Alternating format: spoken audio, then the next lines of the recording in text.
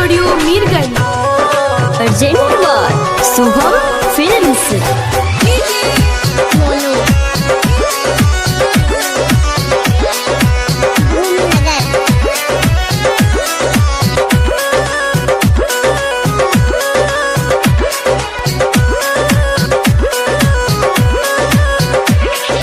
बड़ी बेवफा है जानू, बड़ी बेवफा है।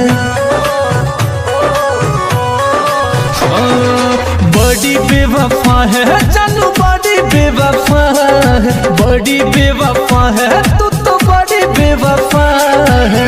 इतना बता दे मुझको, इतना बता दे मुझको, क्या मेरी खता है। बड़ी बेवफा है तू तो बड़ी बेवफा है। बड़ी बेवफा है जानू, बड़ी बेवफा है।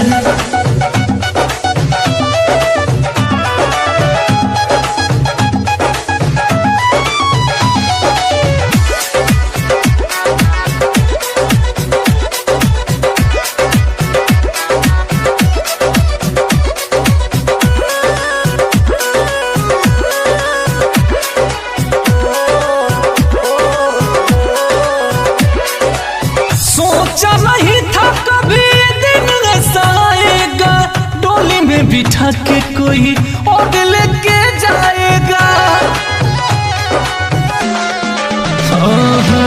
सोचा नहीं था कभी दिन ऐसा आएगा, डोली में बिठा के कोई और लेके जाएगा।